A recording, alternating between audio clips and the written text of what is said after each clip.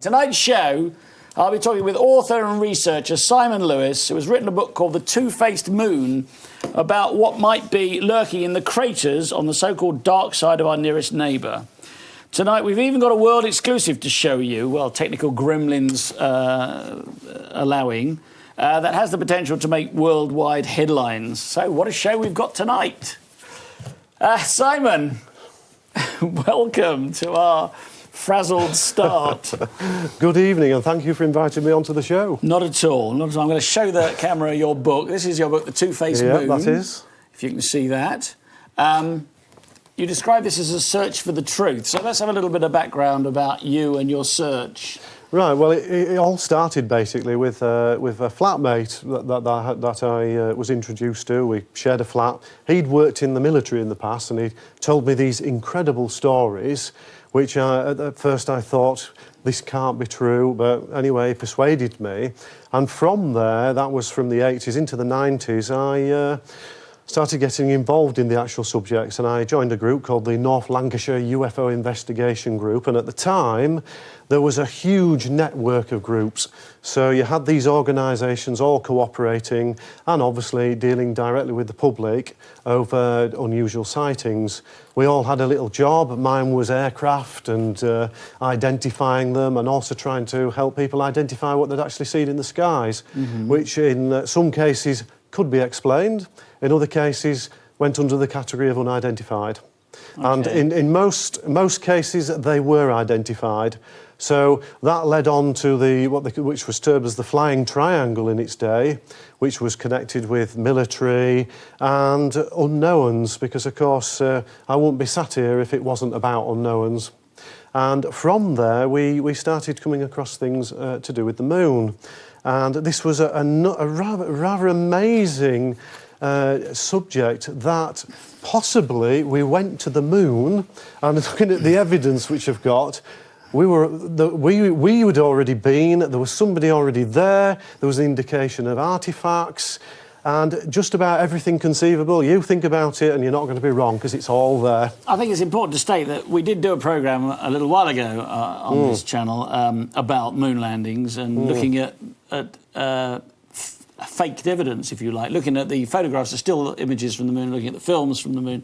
And a lot of them, there appeared to be evidence that they were not shot on the moon. They may have been shot somewhere else. Now, it's not mutually exclusive necessarily with your theories that there are structures on the moon and people on the moon. Maybe they're not human, because it could be that that's why they faked the moon shot. So I don't know how you want to kind of reconcile those two. Well, it's a good point made there. I mean, I must make it quite clear that I've never actually found any evidence to indicate, to put the word alien in there, but there's certainly, from the evidence that we've looked at, indications that the moon has been visited, whether it's by us or somebody else. That's the big question. And as far as I'm concerned, the Apollo programme was all about going there and having a close look. And it was staged. You know, there's clear indications that, you know, from the start of the Apollo programmes and even before then, that NASA was up to something else. And from leaked documents, which we've looked at in the 90s, the National Security Agency was well and truly involved running the Apollo space programme. So it wasn't NASA, it was NSA. It was NSA, not NASA. Well, as we know, NASA stands for Never a Straight Answer. You know, well, they had somebody else running it. NSA doesn't even exist officially. It doesn't even exist officially. So, you know, we must always never forget that the Apollo astronauts were military trained. You know, you're talking about a military operation here. Sticking 3 blokes under the end of a rocket takes a lot of courage. Arguments are, did it go there? I understand all of that on the hoax scenarios. As far as even the hoax scenario allows for the possibility that they did go. It's just that the images that they presented to us on Earth were not evidence of them having gone. No, and that's I agree. I agree in certain areas, but you know, which we will see later in the show with hopefully the footage we've got. We will definitely see something quite amazing. Well, we have got an extraordinary exclusive a bit later on, so please do stay tuned. And obviously, don't forget to send in your text questions as well. 87778 with the word edge, then a space, then your question. So, you know, moving on, you got interested in the moon. Were there any documents that you had at your disposal that gave you some evidence of strange things on the moon? There was always documents available. Now, I'd like to start with a subject which I think is really important that everybody knows about, and this is chronological. We're going to go slightly off course, chronological reported lunar events. So that's over a period of time? Over a period of time, yeah. And this was a NASA technical report, NASA TRR 277, basically. So it's got its reference code there, available from the Department of Commerce, I must point out to everybody, so you can actually... You can still buy it. You can still buy it. It's expensive, probably now. I got it about 10 years ago, it's $40. But you've got a copy, so I've got a copy. Cut to the... Yeah, this is, if you want to just focusing on that, that's the copy. And you may notice have I got them in the right direction? OK. Barbara Middlehurst and Patrick Moore who produced this. Now, this is Patrick Moore. Our Patrick Moore. The guy Moore. who lives in Chelsea and that's right. This plays is the glockenspiel. That's it. This is absolutely amazing because this is something that they put together of unusual events recorded on the moon by astronomers over a period of 200 to 300 years. Now, it's fascinating because astronomers were talking of unusual red spots. They were talking of strange fluorescent, unusual lights within craters, especially the Aristarchus crater, which is just about one of the most fascinating, which is on this side, and I believe Let's go to a picture of that. We have a picture. Which one is that? Which is we're coming up to that one now. Sorry, I've got everything in the wrong order. 17. Picture 17, please. Can we see that one? Yes. Aristarchus crater. Yeah. Now, this particular crater, what I find very important about this is that even Neil Armstrong, when he was in the lander, the Eagle as they call it, even saw something himself. And as infuriating as it is, it was never made public apart from through ham radio, where we've been able to pick up manuscripts of conversations, which are usually... there it is, we've got it. We've got it, yes, that's the one. So this particular crater has had over 300 different things reported within it. Going back to what sort of time? How long? Well, you're going over 200 years. 200 years. So for 200 years, since the start of astronomy, exactly, people have been seeing weird stuff happening in this crater. Yes, and basically in the report here, which we have, this continued up to about 1965. So we've got even in recent years reports of things going on, and not just in this crater itself, but in and around the crater and other areas of the moon. Is there anything on the picture here of the crater that looks unusual? Well, this particular picture obviously does show you where you can get light shining on one side much brighter than the other as darkness covers the other side. But Neil Armstrong actually stated that when he was flying over, he noted unusual light coming from the crater. Wasn't it fluorescence? Fluorescence, yes.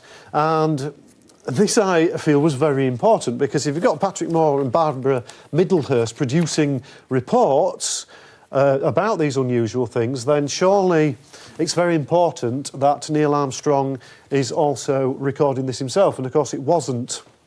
Well, they went round to the other side of the moon, the transmission was lost, and that was it, basically. And they came back out and never said another word about it? Nothing was said. OK, well, so we're sort of starting into this subject now, aren't we?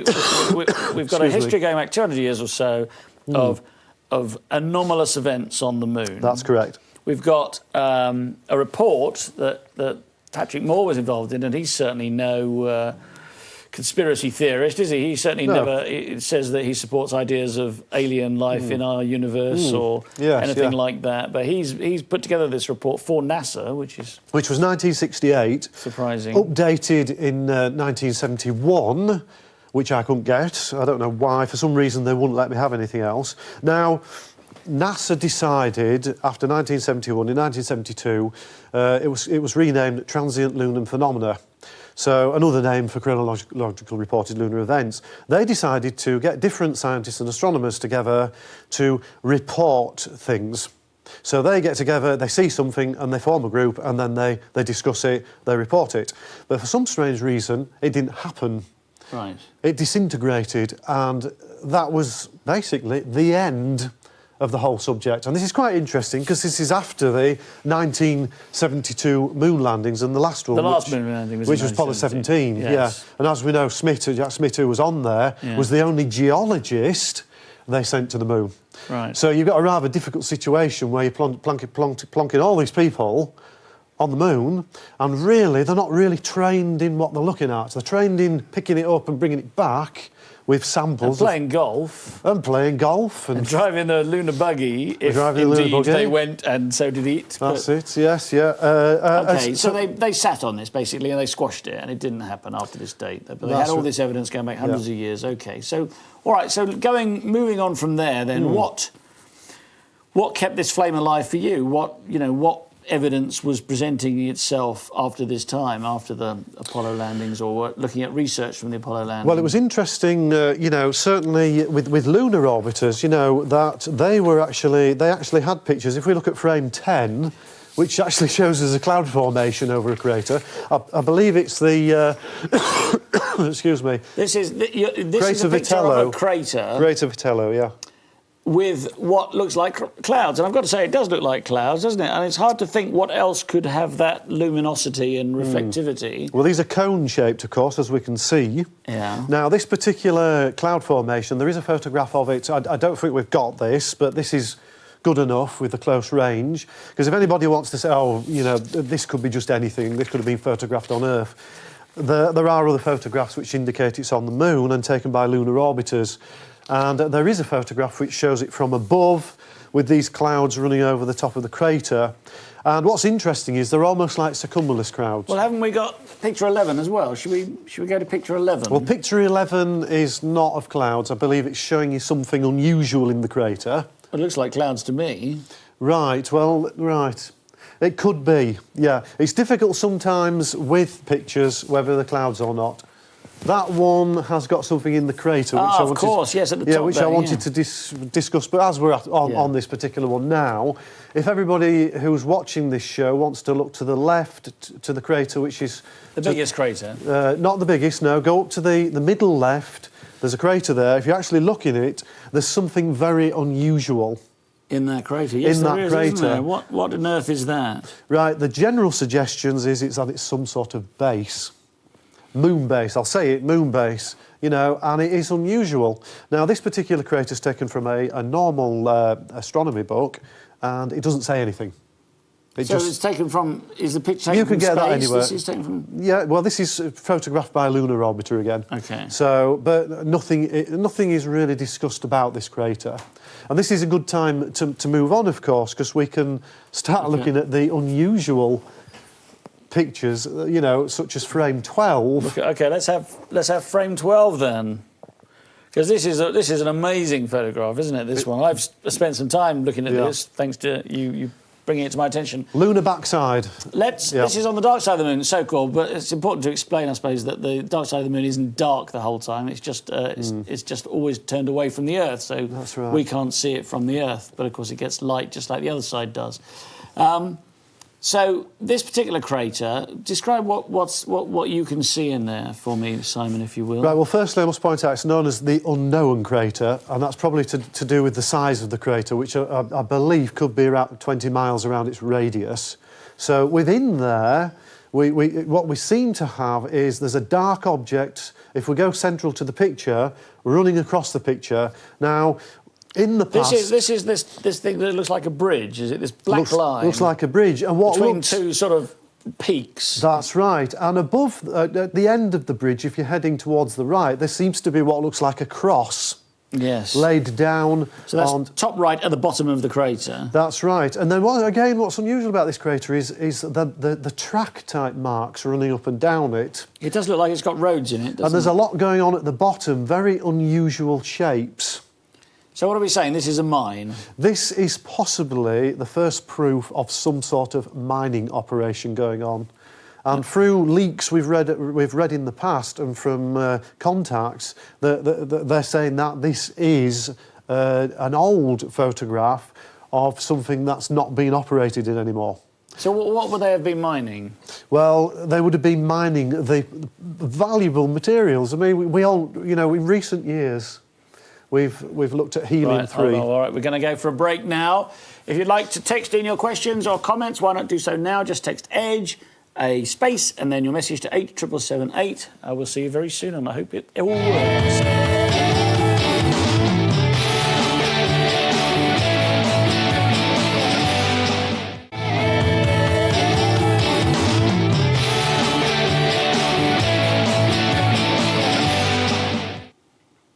Welcome back to On the Edge with me, Theo Chalmers, and my special guest tonight, Simon Lewis. Simon, so just before the break then, we were talking about this unknown crater on the far side of the moon, the side we never see from Earth. If we could just perhaps bring up that picture again, please, number 12.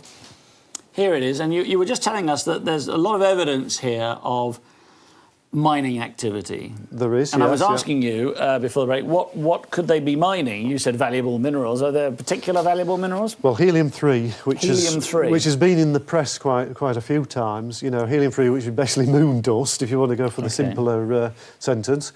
You know, they were saying that this is so valuable that 25 tonnes of it could power the whole of the United States for a year. Now, what's coincidental, of course, is the space shuttle carries 25 tonnes, so whether or not that's just a coincidence, I don't know. Well, it's not powering America, is it? They've got a crisis. Oh, no, they moved to another picture here. I don't know what happened there. Moon dust. Well, this, again, is an example, you know, moon dust as a new, and this actually this is an article which was taken from, I think, maybe the Mail or the Express. And this actually talks about the helium-3 and tells us everything, basically, about its uses and how valuable it is. Oh, you know, we're struggling at the moment, as we all know, with energy problems, and it seems we already have an energy source somewhere else which is very valuable and would certainly change the world. OK. I've got some questions here now from people who've texted in. Thank you for your text. I've got one here that says, what do you think about Firewalker? That's from H in Merseyside. Is that something you're familiar with? Do you know what I've no idea. No, we don't know what that is, I'm afraid. That's a new one to me. All right, would a human heart be able to function properly in a gravity low as the moon without circulation problems? Well, that's a good question. I mean, I'm not an expert in that area, but... Well, they work in low Earth orbit, don't they, yes, human hearts? So I suppose the answer is yes. Well, I would have thought so, yeah. And then John from North Wales says, Simon, any stories arising from the Russian remote lunar landings? Well, that's a good question because, I mean, obviously it always seems to be NASA. That's the main, you know, have a good pick at NASA and let's have a go at what they're doing. But it's just starting with the Russians. I mean, we've actually got a picture as well, you know, which basically started this whole book. Is this number 6? Number 6, yeah. Let's have number 6. This is a great picture. This is a Russian picture, isn't it? And that's a very good question that's just been asked. This is from a Russian orbiter, and I believe this was before the moon landings of 1969. So up towards the top right of this picture, we've got this very unusual object, and this is the Imbrium area of the moon. OK. And it's amazing, this. Now, we found this picture in a Czechoslovakian publication, which was a very rare publication, and it's very unusual because it's Russian, and we've relied so much on photographs which are taken by NASA, of course. Now, we have presented this picture to people such as Richard Hoagland, famous for the glass structures, David Icke, and they've both been fascinated. Now, this was in the 90s, so we found this picture a long time ago. And we've even arranged with friends to, because it's on this side of the moon, you can actually have a good look. So somebody back in the 90s with a powerful enough telescope focused in on this and pretty much got a very similar picture. So it proved to us it was there and this wasn't hoaxed. Well, is there any chance that structure, because it clearly is a structure of some kind, even if it's a natural one, is there any chance that structure could be natural? Like the Giant's Causeway, for instance. It could be natural, but I sent this to NASA, and the problem I have when it comes to communications with NASA is they send me a child's pack. Every So every time you write to NASA, they send you a child's pack. Yeah, I just want a logical answer. Can you explain this? So if anybody wants some Christmas presents for the children that cost very little money, then send a letter to NASA and you'll get a child's And pack. you actually get it sent in a printed matter envelope. So it's probably to do with the rate of postage. It must be, or it's something they've developed in space, I don't know. But they don't answer your question. No. So it's very infuriating. So you don't really get anywhere. So we're stuck with this incredible picture, and you can't move anywhere because nobody really wants to say anything. So there is a sort of, what is apparently a building. Yes. On the moon, but they don't acknowledge it. They don't acknowledge it, no. OK, so, you know, let's talk about evidence. I mean, the thing about evidence is that, you know, there are explanations, aren't there? There are, you could say that there's, that what looks like that activity in that crater could just be natural phenomena, that building isn't a building, that those clouds aren't clouds, that those lights that people have seen for 200 years on the moon are natural phenomena of some kind. Well, there is a simple answer to that. Let's have a closer look. But the problem is, they don't. And for some reason, they won't. And this won't happen because the National Security Agency runs everything. But the Japanese have got a high-definition camera going around the moon at the moment, haven't they? Yeah. Although they've only released a tiny bit of film. Well, this is the problem. Which is very odd because I've been back to their website several times and it's only that same bit of film that lasts about 3 minutes. Yes, well, this is a problem, isn't it? I mean, you know, we've also got India. India and China. All going to the moon. Yeah, and I talk about this in the book. You know, I mean, they're going to see something at some stage, but then again, you know, a lot of these objects are very small. You know, you're going to have to really focus to catch anything like a base or a structure. You've got to know where you're looking. You've got to know where you're looking. And then look. Yeah, and it depends, you know, I mean, NASA's, you know, or the NSA, or whoever you want to look at who's running the show, has pretty much dominated the moon from the start, with Russia slightly behind. And it depends how much they allow them all to do, because I'm sure they've all got written agreements in the background of what they can show and what they can't show. So if there is a conspiracy, let us say for a moment that there is a conspiracy, that governments know about what's on the moon, and the ones that become capable of going to the moon with satellites, for instance, and cameras and even people possibly, are politely taken to one side and told, this is the state of what's happening up there. You know, these are the rules, if you like, of engagement. Well, I don't think they'll do it that way. I think it'll be the typical, we've lost transmission. They'll just basically knock it out of the sky. You know, this like the British, like the Milton Keynes satellite that went to Mars that didn't land. It's the easiest option is just to jam the signals or actually damage the orbiters. You know, it's the easy option and they can do it. But the Japanese satellite is working. Yeah, because it depends how... they go so far. It depends how far they go. I mean, if they're going to start releasing pictures, well, you know, somebody will step in. This is the way it works. Because it goes without saying that the Japanese could fly over the places where the Apollo missions, the 6 missions that are supposed to have landed on the moon, landed, and take a picture of them. They could. So there would be the lunar rovers, there would be the base of the LEM, you know, and the flags and the bits of experimentation. I honestly believe that anybody who's flying out of the atmosphere, there is going to be one big treaty, an agreement on this. You know, there is the Russians, the Chinese, the Indians, the Japanese. You know, they all put this... European Space Agency. Well, they all put... Well, European Space Agency is a prime example, you know, especially if you look at Mars Express at the moment, you know. There are pictures coming back from Mars, I'll just change the subject slightly. Why not? Which look like... There are trees on Mars. I've seen those pictures. They do look like trees. They look like trees, and yet you ask ESA, you know, which I do every 2 weeks at the moment, as I'm a member of their emailing group, are these trees? And they do not answer you. Well, I'm asking a simple... pack. Well, I'm waiting for that, actually. They may do, yes. But they don't answer you, and this is the problem with everything. You're asking a simple question. Look, I've got this picture. I'm a bit confused because it's showing me something that tells me a different story. And standing water. I mean, there's lots of evidence of standing water. I mean, we're not really talking about Mars today, are we? No, we're talking about the moon, yeah. But, you know, since we're on the subject, it does look like there's lots of standing water and even waterfalls. Clementine probe, Yes. military probe, I must mention. You know, it maps the moon and it discovers water ice on the moon the size of Puerto Rico, 1.3 kilometres deep. OK. So you've got your water. It's just what you want. This is in the public domain, is it? And this has been in the newspapers, and you know, it's been, everybody knows about it now. So there's But water that on was the the moon. last that was said about it. Since there's water, it's quite likely that there are clouds on the moon then, because water vapour can form clouds, and the sun, it gets pretty hot on the moon, doesn't it? Well, when it's the sun's funny. up? It's funny you should say that because back in the there was a big argument about water. You know, director of lunar science Richard Allenby actually said there is no water whatsoever on the moon. You know, his statement was like in stone, no water. Patrick Moore, in one of his books, sorry Patrick, I've mentioned your name here, but once again, you did say in your book, you know, I have to say this, that you will never find water on the moon, and it just shows you that the astronomers and the scientists can get it wrong.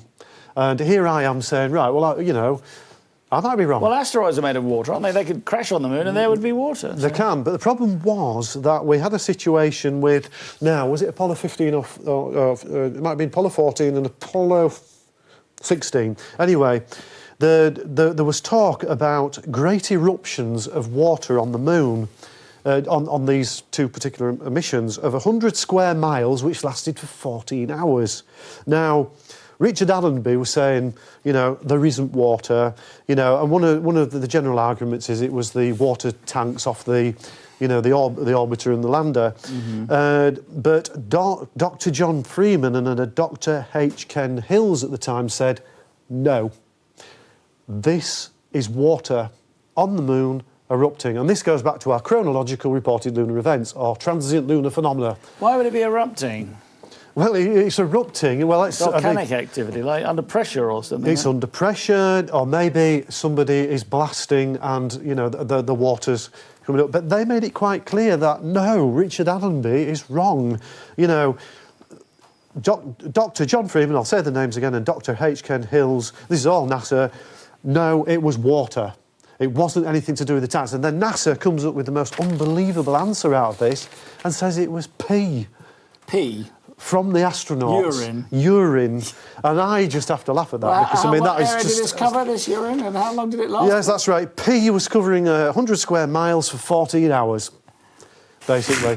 And, I mean, even people I've met who've been on this programme... There was some night at the pub, wasn't it, for Neil Armstrong? Oh, God, yes, yeah. And I met people who'll even use this excuse still, you know, for an explanation. OK, but given that we know there's water on the moon now, what else does that tell us? I mean, it only simply tells us there's water on the moon. It doesn't tell us there's anybody there drinking it and washing it. No, but it's interesting because before Apollo, Carl Sagan, many people may not notice this, but in 1962 he was advisor on extraterrestrial life.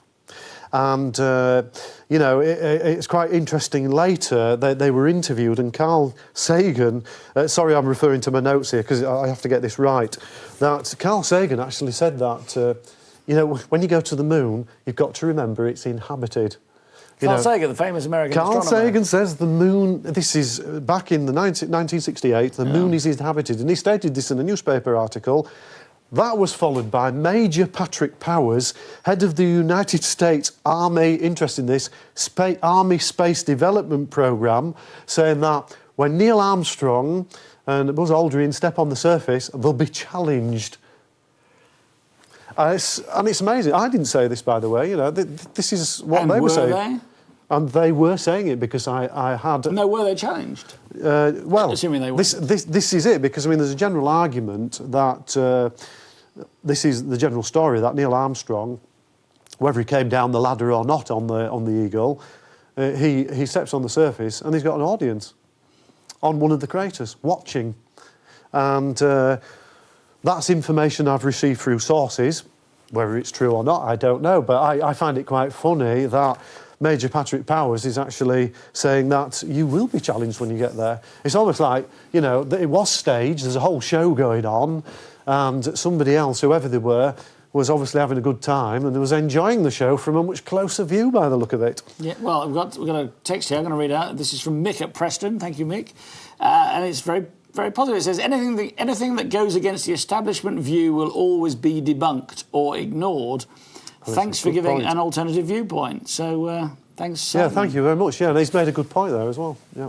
So, OK, where are we with this then? We've got evidence over 200 years of some kind of anomalous activities on the moon. We've got people in positions of power saying there are people on the moon. Yeah. We've got evidence from photographs of anomalous things on the moon. What else have we got? Right, well, we'll just have a look at this interesting shot, number 8. Number 8. Yeah, this is in the region of the... this is on this side of the moon. This is in the region of the Aristarchus crater. Right. And we have here a triangle and a circle. Now... Well, circles are quite common on the moon, I've got to say. Common on the moon, but triangles aren't. And this, I find this really fascinating because this, again, is taken by a lunar orbiter. And from as far as I know, this is the first indication of some sort of underground moon base.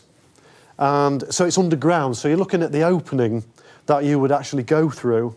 And so you think that's a sort of arched entrance into... Yes, yeah. It just seems... I mean, I've got a telescope. You know, I've got friends with telescopes. You know, I've got absolutely hundreds of books on the moon and astronomy. And, you know, you look at all the pictures and you don't see triangular ones. No, you don't. Not as good as that. No, that's true, you don't. So... OK, I mean, it could be something natural, but it doesn't look very likely, does it? No, no. And if we go to number 7, this is even more interesting. And let's have to be quick, because we're going to go for a break in a minute. Wait, right, number 7? I don't think we've got time for that. Right, we're going for a break now. So, once again, if you'd like to text in your questions or comments, do so now. Just text EDGE, a space, and then your message to 87778. See you very soon.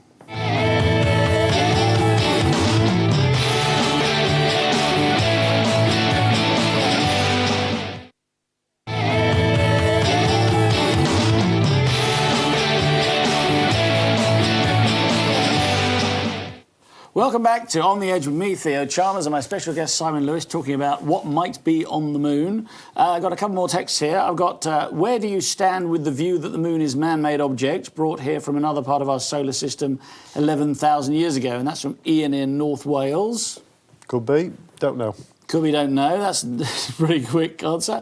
And Steve in Halewood, I suppose that might be short for Stephen, I don't know. Have you seen the book Somebody's on Our Moon? That sounds like George Leonard, which was published in the 70s, which is a fantastic book, which talks very much about what I'm talking about. Same sort of evidential... Yeah, actually quite good, because he's got a lot of photographs in there which are very questionable, and it's an old book. You know, this is a guy talking about it just after the Apollo programme. Yes. You know, you know, for anybody, it's obviously a bit of a collector's piece now, but anybody who wants to search it out, it's worth reading. Somebody's on our moon. OK, let's move on with more evidence then. Let's... go back to that picture, yeah. Let's go back to that picture. Which one do you want to go to? Number 7 this time? Number 7's a good one, Let's go to number 7. Right, it's quite interesting, this one, because this is... there's a lot of arguments over this. Right, the official line is, from most astronomers, that this is a meteorite hitting the surface and skimming along.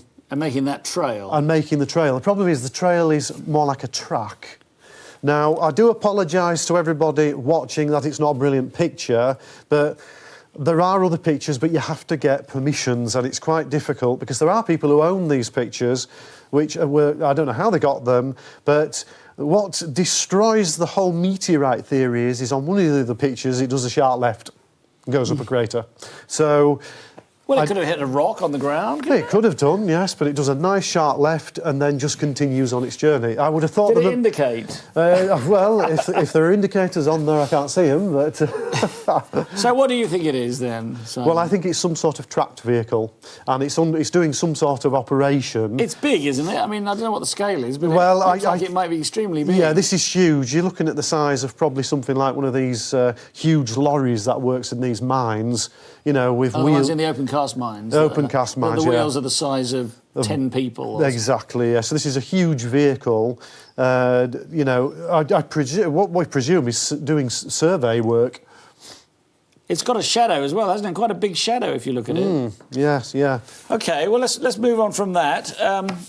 is there another picture you particularly want to show? Yes, I just want to sort of point out to people about this patent from 1975. Oh, this is image 9, isn't it? Yeah, which is quite interesting, actually, because this is called the Subsaline 100 drill, which is nuclear-powered. Have we got a picture? Number 9, image 9. Number 9. Number 9. There we are. Now, quite interestingly, this was patented and works, and we believe they're using this actually on Earth, because what this is designed for is the moon to bore holes in the surface, turn rock to glass to give you a solid glass surround. And so we could build glass tunnels on the moon. Glass tunnels. Are Which they would doing be this? airtight, As presumably. far as we know, they are doing this on Earth with this particular machine. OK. This is patented as working. And this is in 1970 something? 1975. 75, so it's quite a long time ago. They've plenty of time to perfect it, haven't they? They have, yes, yeah. And it has a nuclear core. Yes, nuclear powered. Yeah, which obviously is very arguable over the use of nuclear things in public domains. OK. Right, I think it's time to get to our film evidence, don't you? It is, yeah. I think I'm getting a bit excited here. OK, what we're going to do, first of all, we're going to show you a clip. This is a NASA clip of Apollo 16 on the moon, and it's clip number 1. If we can show that clip first. You want to take off and go that way now? Yeah. Hey, John, did you make those little footprints here around the sun? Yeah, I guess I did. Sure I did. Ah, the old footprints on a crater rim.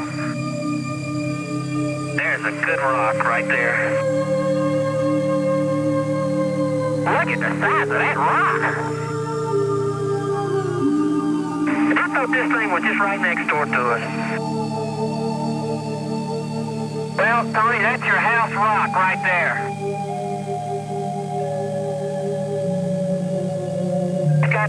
So this is Duke and Young, is it, in Apollo 16, and they're talking about. One asked the other, did you make those little footprints? Yes, it's quite fascinating. Seems a bit odd, since there's only 2 of them there. Exactly, They would know where each other had been, wouldn't they? You would have thought so, yeah, because, I mean, I presume they're heading towards the rover, which has the camera on. Yes. And what's interesting about this is, first we get, you know, are those your small footprints? Small, you've got to remember they've got quite big feet. Big boots on, yes. Yeah, he answers with, well, I guess so he's not sure. And then we're followed by some sort of, I'm almost feel as though he's going to start singing something, the old footprints. He says old, which is even more unusual. They're heading on round the crater. They come towards the rock, which looks as though they've just got there, which makes it rather difficult when there must be a camera already in position. OK, well, that wasn't our world exclusive, but this number 2 is, if you like. So if we can show clip number 2, because it's the same piece of film from the same source from really NASA. some crater. As you come around there's a rock in the near field on this rim that has some white on the top of it. We'd like you to pick it up as a grab sample. This one right here? That's it. This one right here? That's it. You got it right there. So there's the same exact clip from the same exact source from Apollo 16, sourced from NASA, but with a completely different dialogue track on it. So somebody didn't like that thing about the footprints. No. What's amazing about this footage as well is when you come towards the end of it, he seems to repeat himself, almost like it's been audioed over. Dubbed. Well, they said that's it. They said that's it twice, didn't yes, they? Exactly. and it's interesting, although we haven't got time this evening, but there are bits of footage around where they seem to have used the same sentences to dub over different areas. And of course it's so easy to dub over because they're on the moon. Well, you can't see their lips moving. You can't see the lips moving, no. So I think we can follow on with some more footage. Yes, which one would you like? Number 3? Yes, I think of Duke, I believe here. This is also They 16. look like drill holes is what they look like. You do that in West Texas and you get a rattlesnake. Here you get... Right, so this is amazing. This is the same guy who was talking about footprints earlier. He's now looking at a rock, and the first thing he says is, these look like drill holes. And I just find it amazing. You know, they're on the moon, and he's so specific with the way he says that. Now, what's interesting is, you know, with NASA, when they were doing all the missions, they were using all sorts of tricks to fool you. Delayed tape technique. So delaying conversations, frequency changes. That's where the amateur, ham radio were able to lock in on incredible conversations, talking about tracks, talking about watermarks, talking about ploughed fields, all these strange things were said. And what's amazing is NASA seemed to be quite honest. Dr. Farrokh El-Baz, NASA foremost scientist, actually admits that not everything will be talked about on the moon, and we will use codes if necessary, so you can't tell what we're talking about. And in my book, you will read some of the codes. It's there's the book. Look, two-faced moon. If you just put the camera on me for a second, there's the two-faced moon. Thank you very much. Yeah, so you can read in there about the codes. So they actually talk a language which is certainly unknown to most of us. So Otto Binder, then, the former space program member, says that unusual conversations took place, but we're not going to tell you what they were. But we caught some of them, obviously, because we got that one about the drilled holes. We caught some of them, but these two guys were saying that if we were talking about something you weren't to hear, then we openly admit it, but we're not going to tell you. OK, well, let's look at clip 4 now. This is another clip with interest. Yeah, I think this is Apollo 17. Perhaps it's because so many people on the Earth were focusing their attention. They were maybe sending signals to us somehow. Well, yeah, this is I it. sense, Like somebody's I guess, in a way, much like maybe the first man on the Earth would have. I said, are you sure it's not the rover? Well, NASA made it quite clear they haven't got time to be going backwards and forwards and across and this way and that way. I think it's worth seeing that one again, actually. I don't know if it's possible to show that one again, that clip 4 again. This time we look at the ground. Now, I must point out, Richard Hoagland so many has people on the actually... Earth he's got a focusing photograph their attention. showing very similar on the side of a mountain. So you've got this very unusual markings, and they actually, in the book, there's an actual conversation where they're talking about this. Well, what could they possibly be? Because it's certainly not an asteroid that's rolling along this time, is it? Well, from one of the conversations, it seems that somebody had been doing something before they got there, because they're certainly saying, oh, this is strange. Perhaps they laid out a picnic for them. They could have done, yeah. It's so strange because they actually talk, the astronauts, about it looks like somebody's been ploughing out here. And we have a bit of footage which looks like somebody has been ploughing. But we haven't got it now. We haven't got it now. We haven't got that one. No. OK. So I've got another text here from Brenda from Hull. Hello, Brenda. She says, I don't believe anyone's been on the moon. So I don't know whether that's the NASA astronauts you don't believe have been to the moon, which is a theory which is not incontestable, or that there are aliens there. I don't know. I mean... Well, this is the big question. Everybody's always saying, are we alone in the universe? Well, when you think about the moon and its strategic position, if I was somebody somewhere else and I had the technology to get here, I mean, what a perfect place to just plonk yourself and just watch us. Well, it's very easy to hide around the back, isn't it? Because it never turns around, it never faces the Earth. So you can do whatever you like. You can build great big factories there if you like. Yeah, exactly. You can have space ports and shopping. And the funny thing is... Space shopping. Yes, well... You're like Terminal 5, we're not sure it goes that far, but the funny thing is, there are pictures that exist. A chap called William Cooper, who's an ex-military guy of the US, I think it's Air Force or maybe Navy, he actually has the original photographs of the backside of the moon. And he actually has areas which show greenery and things growing. And if you think that's crazy, a famous astronomer, H. Pickering, back in the last century, he's actually observed this through a telescope. What greenery?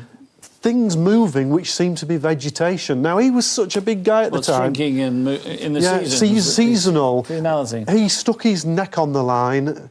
He was a big guy at the time, and to say, I think I've looked at vegetation, was quite something. Yeah, well, I've got another text. It's from Chris in Taunton. And he says, if the astronauts agreed to silence before they went, why would they mention things that would incriminate them, i.e. the drill holes?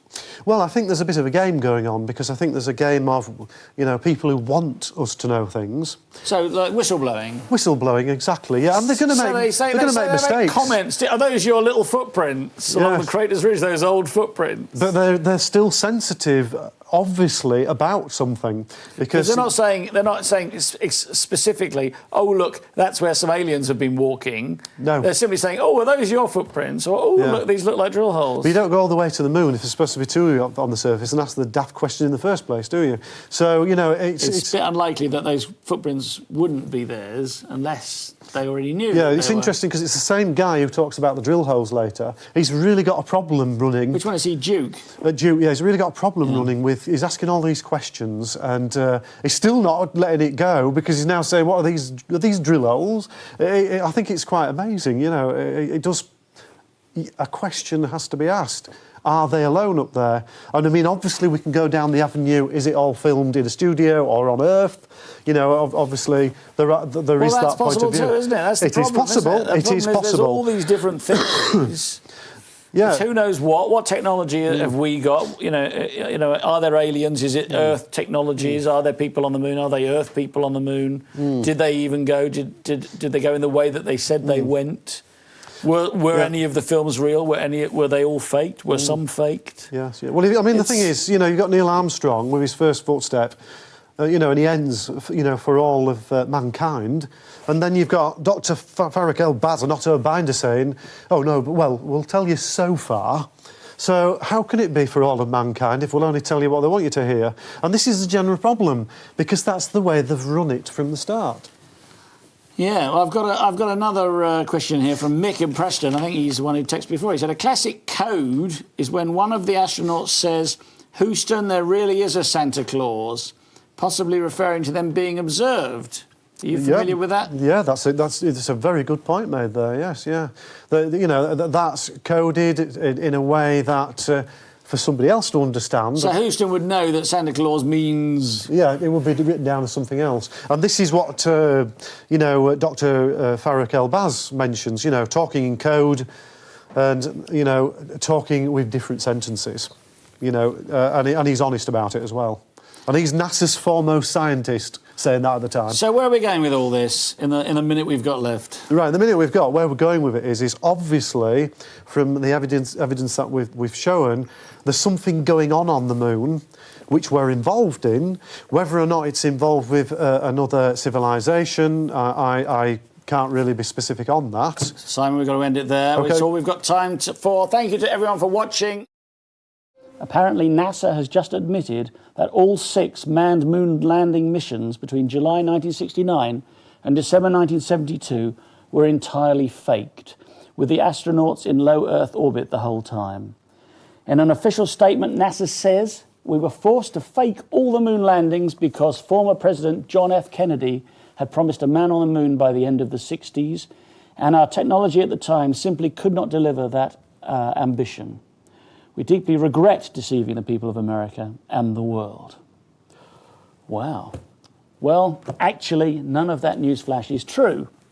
But here to talk about the moon landings, fake or not, is my very special guest, Marcus Allen, UK publisher of Nexus magazine. Welcome, Marcus. Thank you, Theo. It's great to be here. Well, it's great to have you here. And I'd like to just show everybody first the thing that you produce every 2 months, which is, this is the latest edition. It came out today, actually.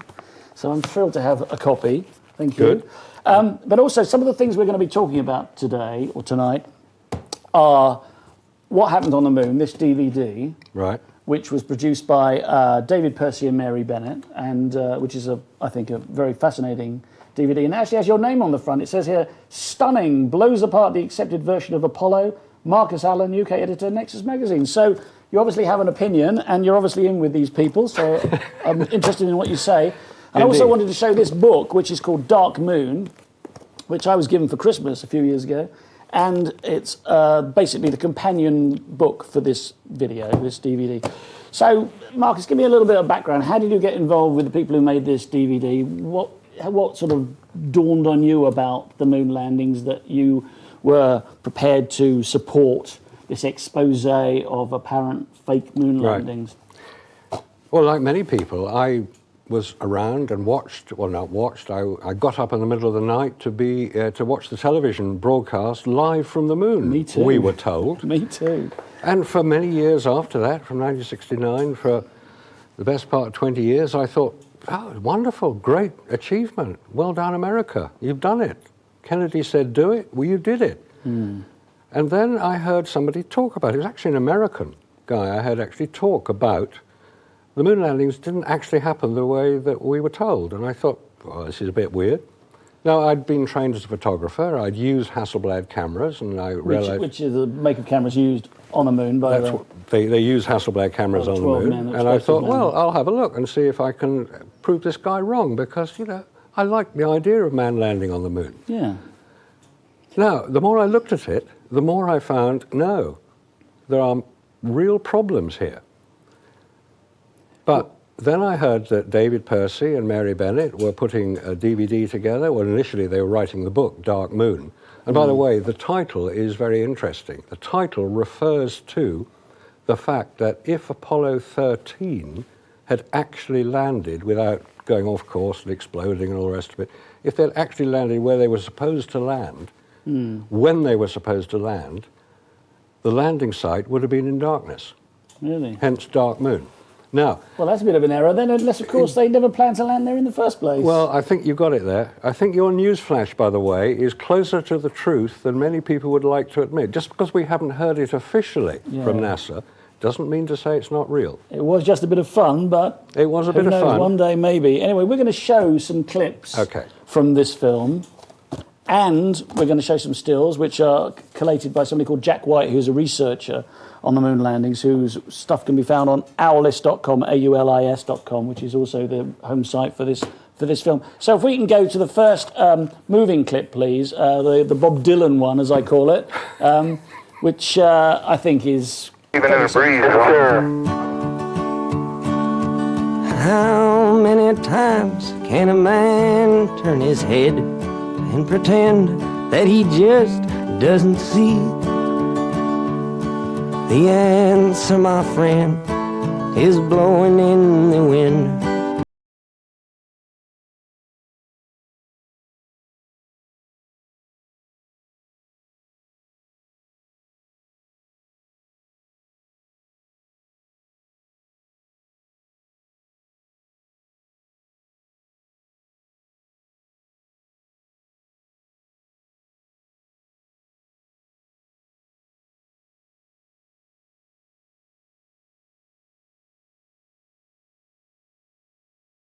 We talk about this clip that we've just seen. I just wanted to go to a website which is called badastronomy.com, right, and read what they say about it, because they try and say that, yes, the moon landings happened exactly as described by NASA.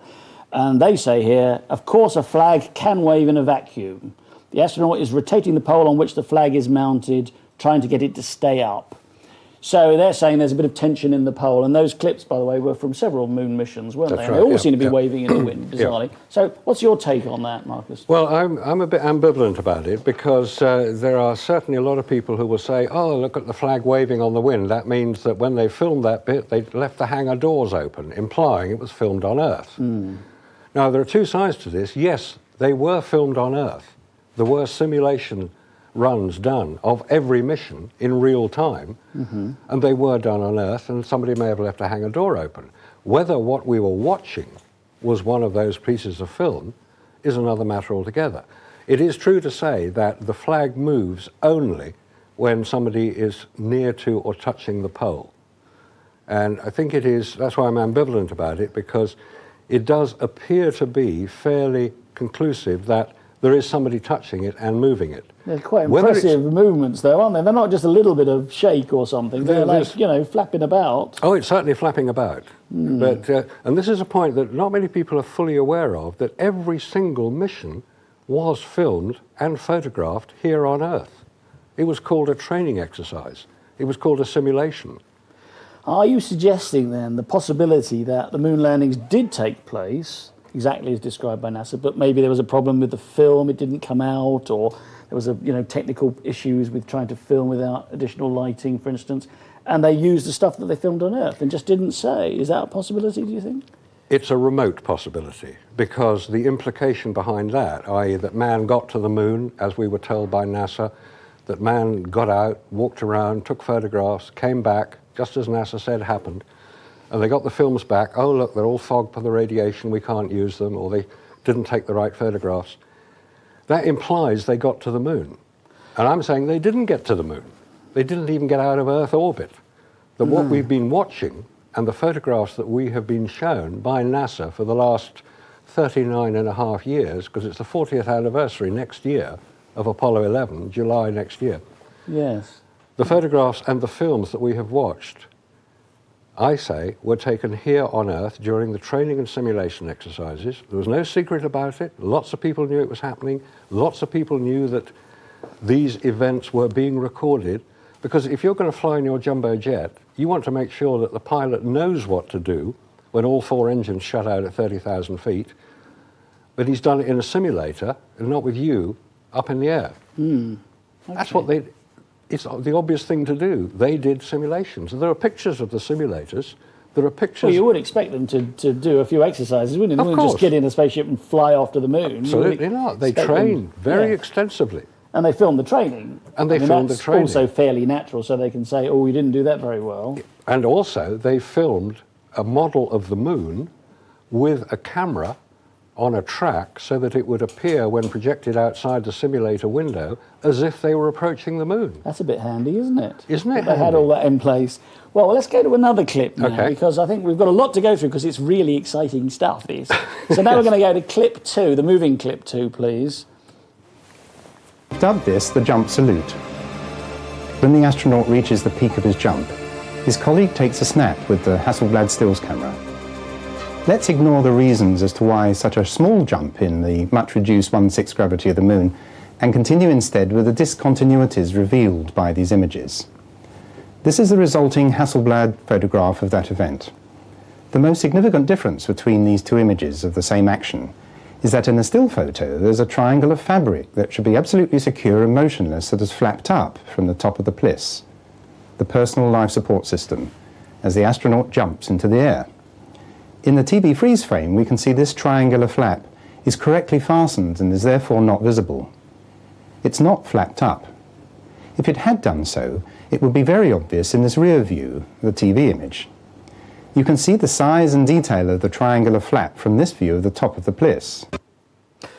Well, that was an interesting clip as well, wasn't it? Indeed. That was, again, an indication, as what I was saying earlier, that the videoing, which we saw there from behind the astronaut, that was the video film, and the photograph taken by the second astronaut, also in the clip, was supposed to be done at the same time. And they don't match. And Quite they don't obviously match. they don't match. I mean, I think that's a given, isn't it, really? They don't match, and in fact, if you look at the picture of the astronaut jumping, the photo is that there's one photograph only taken of that jump. You would expect there to be lots, because when you've tried to take a photograph of somebody jumping here on Earth, you know, you get kids jumping around, you want to get them jumping, you take lots of pictures to make sure you get one that works. And on the moon, they did one. My understanding is that the Hasselblad cameras they used didn't have a viewfinder, were fixed on their chest, and used colour reversal film, which means you have to expose it absolutely correctly, with no light meters. No light meters. So you think, as you say, that perhaps they would have taken more than one shot. They would have. And also, it's amazing how many times they don't cut somebody's head off. Now, have you tried taking a photograph without the viewfinder? No, I haven't actually. You can do it. I mean, people do take photographs without viewfinders. Yes. But you occasionally get things wrong. They won't all be right, will they? They won't all be beautiful. These Hasselblad cameras did not have automatic focus. They did not have automatic exposure. You had to get the composition absolutely right, and you had to use your hands. Bear in mind they are in armoured gauntlets, which is what a spacesuit has, to get the focus right. Yes. And you can't see the shutter button from inside the spacesuit because it's on the front of the camera, and you don't know if you've taken a picture anyway because you can't hear anything. Yeah. So, I mean, looking at this dispassionately, it seems to me that if it can be demonstrated that there's even just one example where it's quite clearly faked, then the whole pack of cards tumbles. Exactly.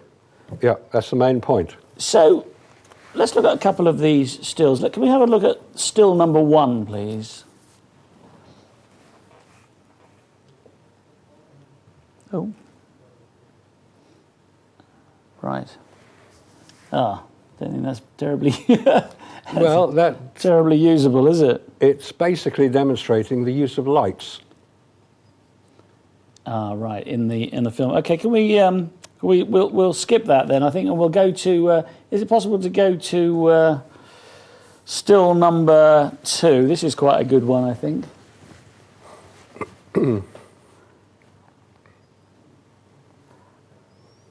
Oh, seems to have vanished. I'm sorry if I'm putting too much pressure on the crew upstairs. Here we Right, go. here we go. This is a film of the LEM, or as a still shot of the LEM on the moon, and it looks to me like it's made out of cardboard and bits of sticky tape. Yep. And this is a NASA photograph. I mean, it seems a bit odd, doesn't it? This piece of equipment, this lunar module, allegedly photographed on the moon's surface.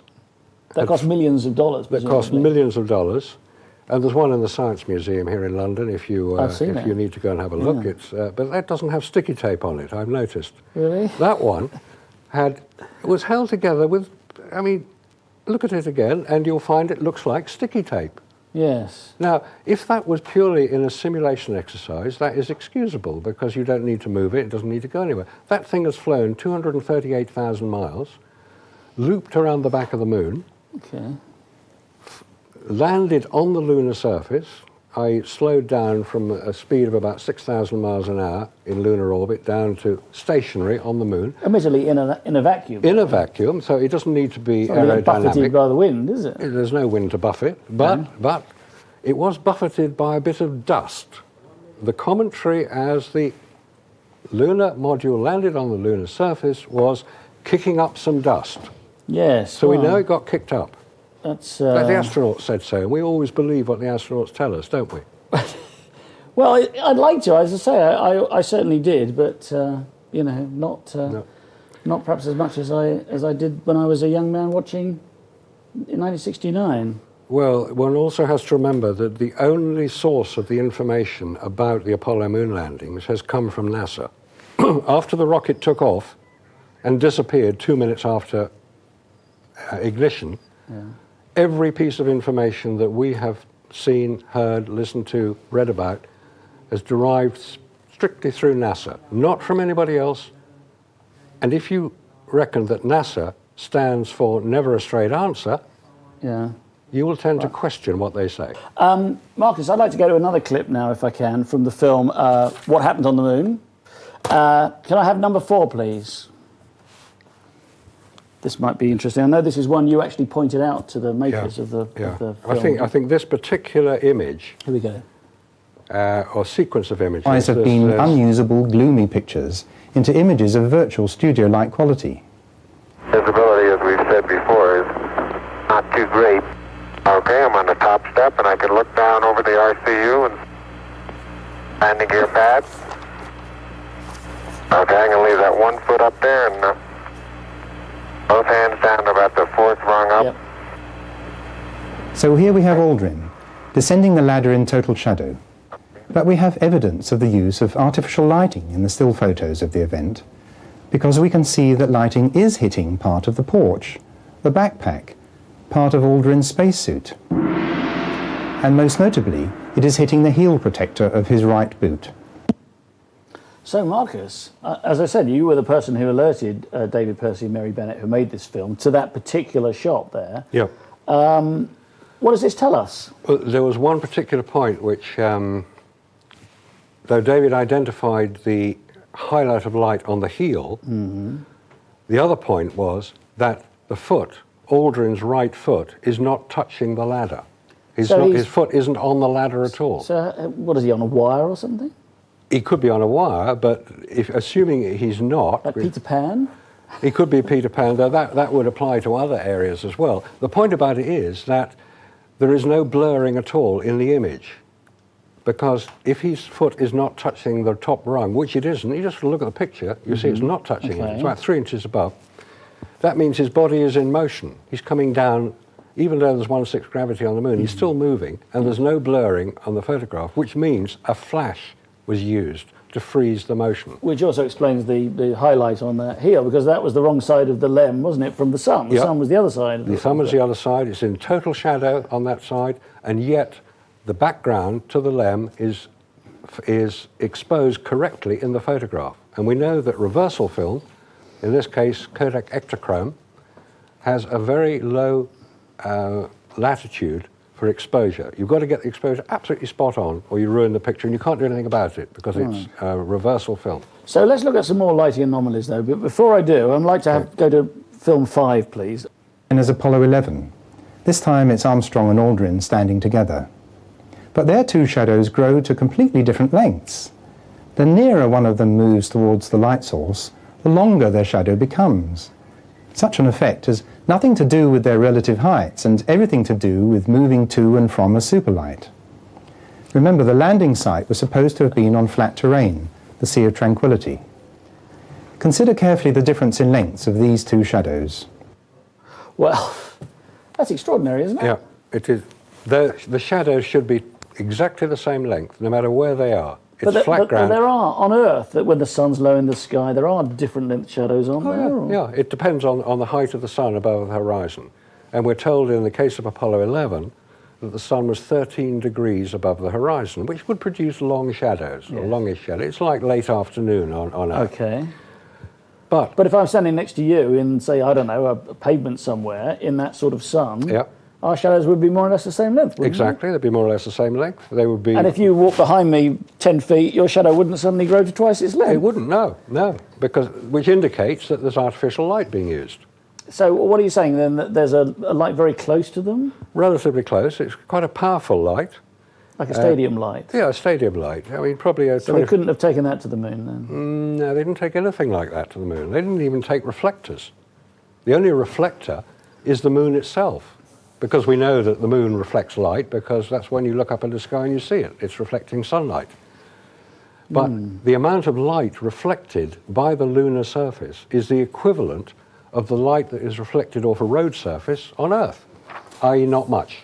No. Not enough to create that amount of light. Yes. Those photographs were taken here on Earth under controlled studio lighting conditions. So it is all a bit suspicious, isn't it? So far it's a bit suspicious. So far, it just gets worse, actually. Well, I've also got some interesting bits of film to do with the rover, which I think would be quite interesting. So can we see film number 8, please, if that's possible? And then perhaps we'll go to a still as well. Researchers have noticed that when the rover was filmed driving across the dusty surface, the dust thrown up by the rover's wheels clumps, just as it would if it were driven in a location where there's an atmosphere. Had the rover really been performing in a vacuum, the lunar conditions, not only would the dust have sprayed out in a perfect and progressive parabolic arc, but due to the reduced gravity, this arc would have risen up to 6 times higher than it would have done on Earth. This Apollo footage records the dust actually being stopped in its tracks as it encounters an atmosphere. Well, that's odd as well, isn't it? Yep. This indicates that that was filmed here on Earth, because you can't make a vacuum in a place as big as that. So they were part of the training and simulation exercises. That's really not to be debated, because there's no other explanation. So what you're saying is that all those images that we've seen so far were shot on Earth? Shot here on Earth, yep. OK, well, what about the moon landscapes? The moon landscapes are very simple. It's just a load of cinders, rocks laid out, because don't forget that unmanned craft had been to the moon 2 or 3 years prior to this, the lunar orbiter, the lunar surveyor, the Ranger craft. They'd photographed the lunar surface. People knew what the surface of the moon looked like. Now, I don't know if you recall seeing a few years back a series of programs produced by the BBC called The Planets, and one of the programs was about the moon. And they actually showed in that program the Sea of Tranquility as recreated in Arizona. It was about 2 miles long. And it was created by the US Geological Survey. They used dynamite to blow up the craters and spread the cinders around. It looked pretty convincing. So that the astronauts could practice driving around and landing on it by helicopter. So they knew what it looked like. Nothing wrong with that. Nothing wrong at all. You'd expect it. Until you say it's actually the moon. Until you say it's actually the moon. And this is the key point, that we're told that all these photographs, all these films, were taken by the named astronauts of the Apollo program on the lunar surface. This was the height of the Cold War, and also the height of the Vietnam War as well, so there was a lot of political background to the whole Apollo program. The point about the Russians is interesting. Why didn't the Russians blow the whistle? if we're sitting here talking about it and it's so blindingly obvious to us now, surely the Russians were intelligent enough to know that they were being fooled as well. And we knew at the time, this is the late 60s, that the Russians didn't like being fooled, especially by the Americans. So why didn't they say something then? 2 points. One, the Russian space program had been driven hard by one man, Sergei Korolev, who had died very, very suddenly and unexpectedly in 1966. And nobody had really taken over the Russian space program. So, given that the Russian... But they'd got the first man in space. They got the first man to do a moonwalk. The spacewalk. Spacewalk, yeah. I beg your pardon, yeah. Yeah. A spacewalk. They landed the first vehicle on the moon, or Yep. crashed it into the moon. Crashed it in 1959, yeah. So they didn't have a lot to prove, really, did they? Except if, suddenly the Americans go, oh, hey, guys, we're ahead of you. Right. 2 points. One is the Russians had stated that they were not intending to land a man on the moon until they could ensure his safe return due to the dangers of radiation. That's 1 point. Okay, we're going to get onto that, I think, yeah, go on. Second point, now, anybody can check this out. In the mid-1960s, the Russian wheat harvest had failed. It was drought. It was a natural phenomenon. And the Americans, bless them, had sold Russia millions of tons of wheat to help. They didn't want people to starve. I think it was 25 million tons of wheat. It's a lot of wheat. You could make a lot of bread out of that. Also, the Russians and the Americans were cooperating throughout this whole period. It's not generally known, but President Kennedy, 2 weeks before he was killed, had sent a presidential memo, an order, in effect, to NASA, telling them that they would cooperate, that they must cooperate with the Russians on space programs. Right, okay. Now, they did actually cooperate. The Apollo-Soyuz craft in the mid-1970s was an example of that. That didn't happen overnight. That was years in the planning during the Apollo program. America and Russia had got their technology from the same source. The Germans. From the German. Werner von Braun was an SS colonel, SS major. He ran He ran the space Peenemünde. program, didn't he? Yep. Dornberger, who was in charge of the Alabama missile ranges, was German. Oberth was German.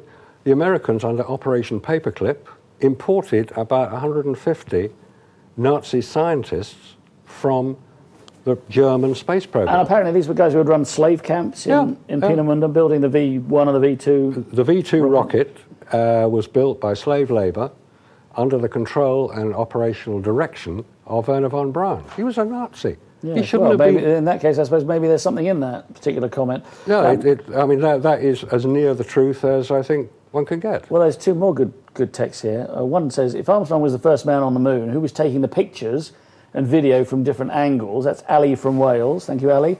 And is it possible that the astronauts were not in on the hoax, but were somehow fooled as well? Right. So 2 good points there. Who was taking the video? The video was being taken by a television camera on the side of the lunar module, which was lowered from inside the lunar module into place when they landed. That's how the videoing was done. It was a set camera. There was a second camera which was set up about 50 foot away from the lunar module and videoed all the time that they were there. It videoed automatically. There's another point. The video we saw of Apollo 11 is appalling quality. Yes, you can hardly make it out. It's very dark, isn't it? That's because the original film, which was video, this is 1969, it was Ampex 2-inch tape, that video was played on a television screen and filmed off the television screen, hence the poor quality. Now get this, NASA have lost the original tapes. Scarcely believable, isn't it? It's not believable that they could lose them. Scarcely. Something as valuable as that, but they can't find Scarcely them. believable. Let's talk a bit more about the landscape of the moon and what happened, on the moon itself. Can we go to some of these rover shots? I've got a still shot here, number 10. Is that possible to go to number 10, please? Let's hope we can. Please send in your text. Remember, they charge at standard network rate, 87778. The word edge, space, and then your comment. Thank you. Here's the picture. Right. I'm afraid I'm having a bit of trouble seeing these. No, this is Apollo 17. This is the final resting place of the lunar rover. Ah, right. Which was on which there was a television camera which filmed the takeoff of the Apollo 17 craft as it disappeared up into the sky. Right. Hoisted on a gantry, but we'll leave that one. Okay. The mystery about it is that if you look at other photographs taken of the Apollo 17 landing site, the mountains don't match the size of the LEM. Oh, right. Okay. There's also no tracks for the rover. It's as if the rover has been placed in position. Well, we've got a good one of that. We've got picture number 7. If we could have picture Yeah. number 7, please. Right, now this is a picture of the lunar rover on, I can't quite make out, at the top of the screen there's a tiny code from NASA which will tell you which mission it was. Apollo 16. 16, is it? And you can see footprints all around the rover, but there's no, so there's obviously, a surface that would take an impression, but there's no tracks from the wheels behind the rover, in front of the rover, or underneath the rover. So the question is, how did the rover get there? Did it bounce there, perhaps? Was it lowered there by crane? Well, it's a possibility because there are no tracks, and there are other pictures showing tracks that the rover left on the moon, but not anywhere near this particular one. It's a real conundrum that. You see, what has probably happened is that NASA has presented the moon landings, the rover. They were very proud of their rover. Mm-hmm. There's a big mystery as to how it got to the moon because there is no photograph, film or TV of the rover being unloaded from the Apollo lander, the lunar lander. NASA will tell you that it was transported there on the right-hand side as you look at the lunar lander from the ground, but all the unloading takes place on the left hand. So NASA can't even work out how they got it there. Is there no film of it being unloaded? No film at all. No film, no Surely photograph. they'd have shown that. In order for Gagarin to be recognized as the first man to orbit the Earth, the Aeronautical Association, who recognizes these things, i.e. the first, like the Guinness Book of Records, but this is for aircraft, the pilot has to land with his craft. Because Gagarin didn't, he parachuted down. They're quite how he got out of a craft that took 4 men to bolt the door shut. And wasn't it a bit warm as well after it re-entered the atmosphere? It would be a bit warm, but there's also a very sad and tragic side to the whole Gagarin story, aside from the fact that he died fairly soon after that, is that he wasn't the first man in space. There were 3 before him. One of them was a woman, as it happened. Really? The tragedy about it is that they never made it back to Earth. And one is allegedly still in orbit around the sun because the re-entry of the Russian craft wasn't controlled enough to bring it back to Earth.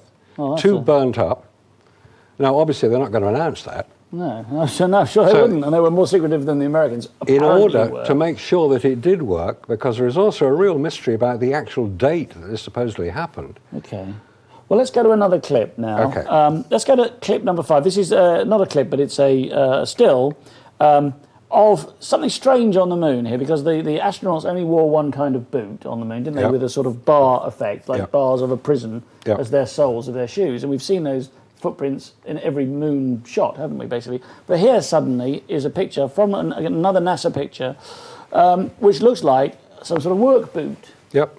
Could it be that there was another kind of footwear on the moon? Yeah, set dressers. Set dressers? Yeah, set dressers. That's the obvious answer. Well, I've got an even better one than that. If you liked that, this is the picture that shows that Neil Armstrong was a cross-dresser because there was a stiletto print on the moon as well. Clip number 12, please.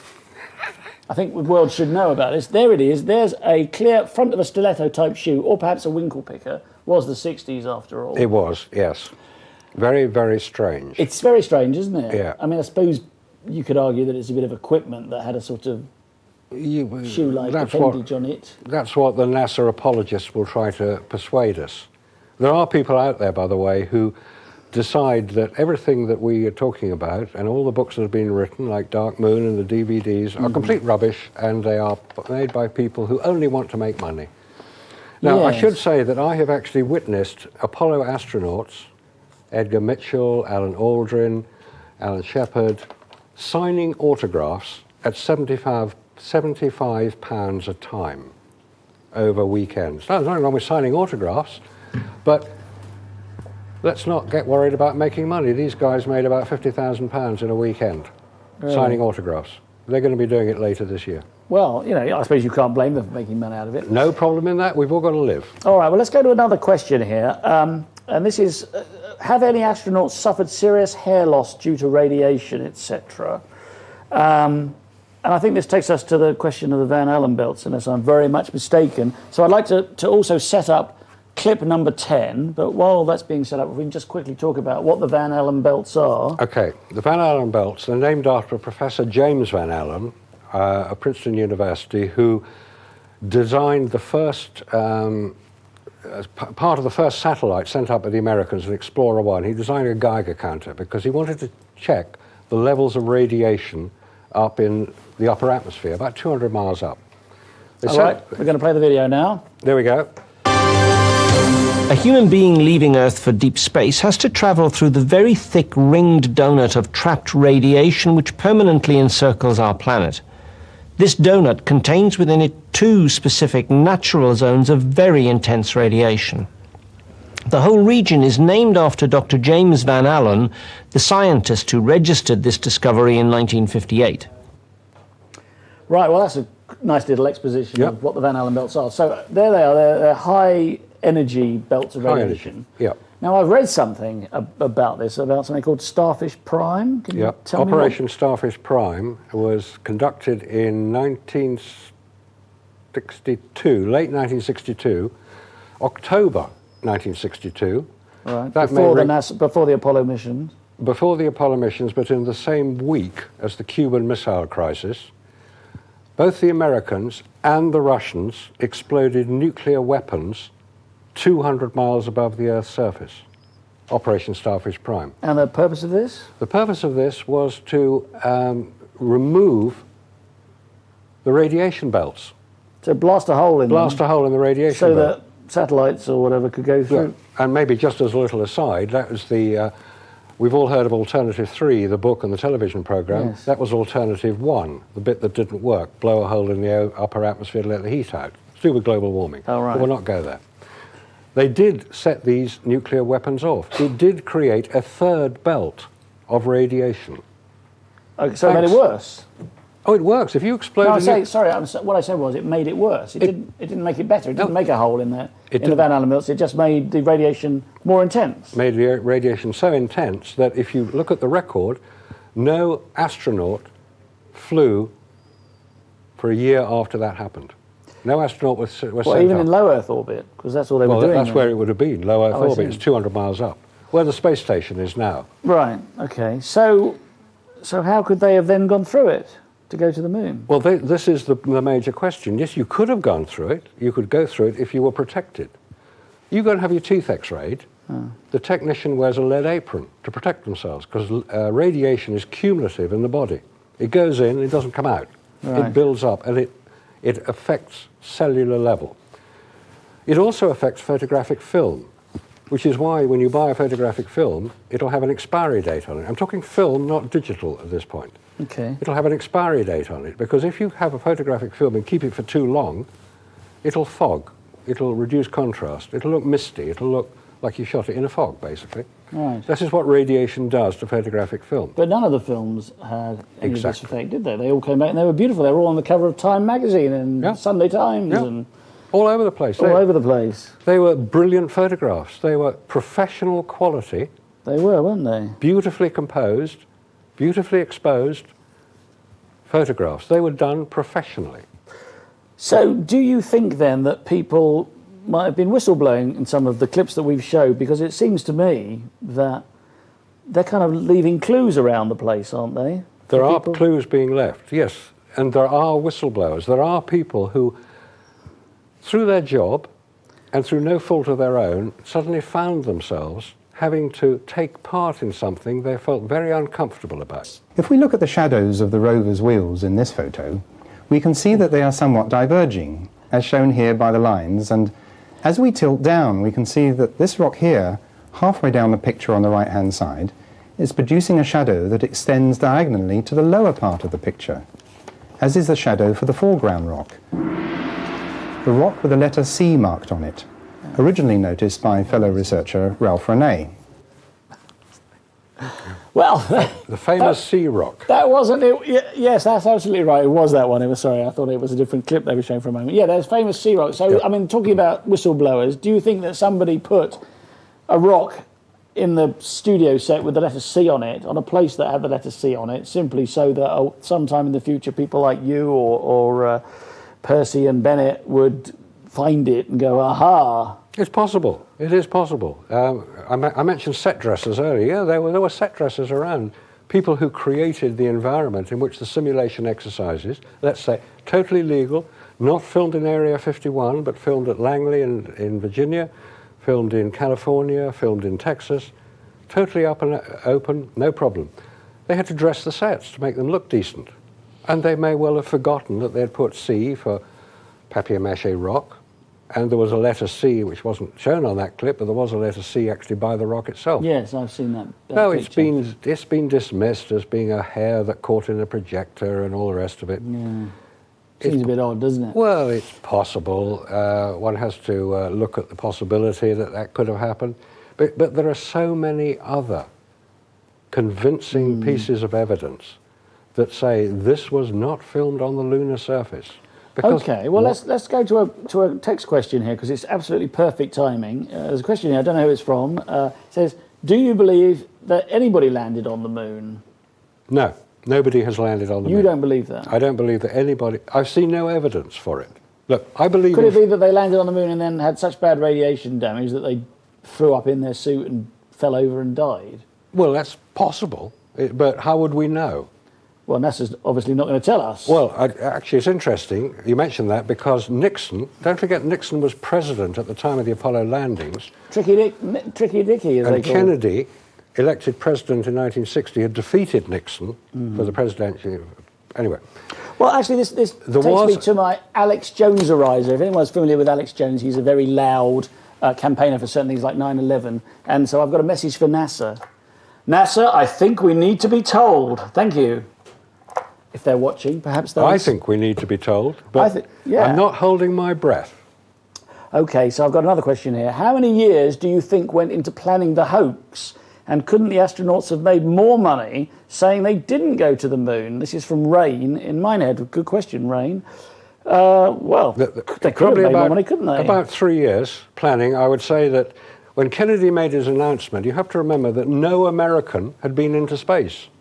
Alan Shepard had gone up 6 weeks before the announcement in May 1961, but he'd only gone up and back. He hadn't gone into orbit like Gagarin had done about 6 weeks before that. So no American, they didn't know they could even get into space.